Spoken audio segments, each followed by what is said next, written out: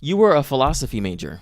So how has philosophy helped you out throughout your career? Is it more of the reading of people, how to communicate with people? What would you say? Well, the first thing is I never had to go through a midlife crisis where I have to wonder like what's this all about, because I already did it.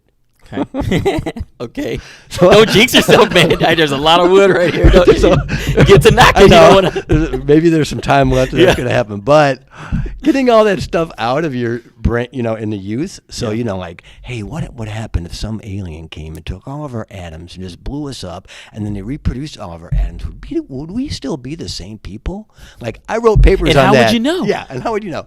I wrote papers on that in the 20s. So that kind of conversation is of no interest to me anymore. Oh, you know what? I mean, if that's what you're saying you were doing with your philosophy major, it seems like it was more of like a creative outlet. No, am I wrong? It was also logical. Yeah, it was very creative, which I grew up in a very creative family. My mother was an artist, which benefited me tremendously, so I can talk to the art and I understand.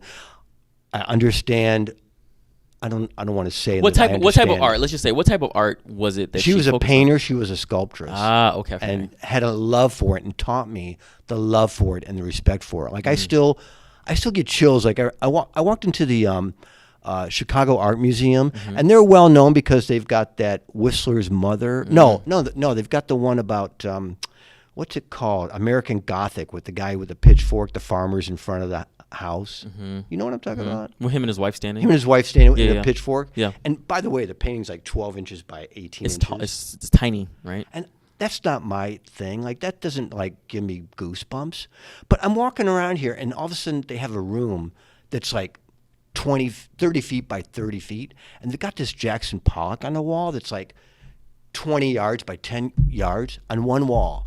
And man, like, people can say what they want about Jackson Pollock, and I don't know if you saw the movie about him, but I walked in that room and I had goosebumps for like 15 minutes looking at this thing. Because the sheer amount of skill and time I don't know how a create. human did that. I don't. It's like mesmerizing, man. It's those aliens you're talking about. I don't know, and I still get that way about like Van Gogh, or like we were talking earlier about Picasso and what an asshole as a person he was. Yeah. Right. Well, it's appreciating the arts. Oh my God, you look at some Picassos and you just like drop your jaw. And I'm that way about video game, like Bill Petrus.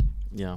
We had talked about him as an art director. We were going over portfolios, and he was looking at, somebody had created a creature of like a walrus with these tusks, and I go, "Oh my God, Bill, that's beautiful." He goes, "No, I can't do it." I go, "What do you mean? It's like gorgeous." He goes, "Look at those tusks, man. There's no stain on them. They're just so clean."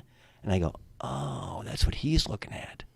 I didn't even see it. How weathered. Like, you look at something like, I send you an animation reel and I go, "Hey, Edward, I think this animation reel looks really cool." And you go, "I don't think so," because, And it depends what we're looking for. Right, but I learned from that, right? When you tell me, "Oh, I need somebody who can do this." Yeah, you did. You did learn from that. So I like to be, and I learned that from my mother, I think, being a good listener. And then when somebody does send in something like that, they're putting their artistic thing on the line. They don't want to, first of all, they don't want to hear nothing back. They don't want to be ghosted. But they want to know, like, "Hey, how can I improve?" And they don't want to hear, "How can I improve?" Like, "Hey, Edward, this is really not good." They want it in a positive way. I remember.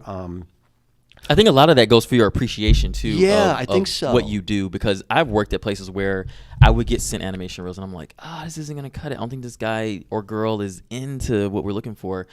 But then when I send that back, I get 10 more of the same thing, and I'm like, "Oh man, I don't think this person. They're just doing a job at that point. Yeah. They don't care. They're just like, here's 10 more people." Yeah, there's a lot of recruiters, and that's the other thing we could talk about. But the word recruitment to me is like somebody who worked at an agency where they're responsible. They got to make their own. I told people I made my own living. Somebody at like an HR in a big huge behemoth like a Blizzard, and they get 50 resumes an hour. And they're just looking through resume. This goes to programming. This goes to design. And then they say, "I'm a recruiter at Blizzard." Come on, and I can smell that. Like, and most people can't. The work hasn't been put in to appreciate what that. They're not reaching out to anybody. Right. Right. They're not recruiting anybody. They're paper shufflers. So that happens too. Yeah. But we digress. Yeah. Yeah. So what are some of the things that you would say to a person in college? Because I've talked to many people in this industry and where they gotten their start. A lot of people such like yourself with philosophy, I think that complements what you do. I But think so I don't too, think yeah. philosophy and where you are now, like it's not a one-to-one.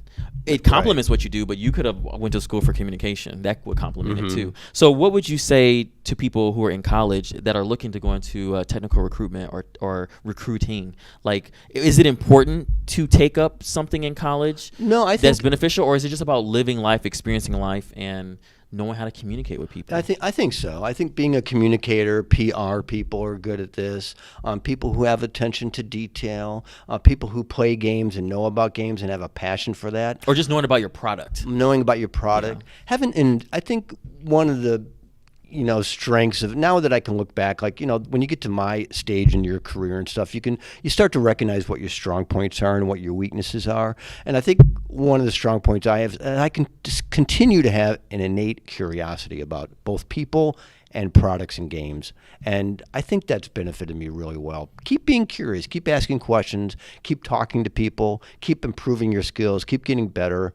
You want to be able to, a lot of our work is customer support, customer service for the hiring managers.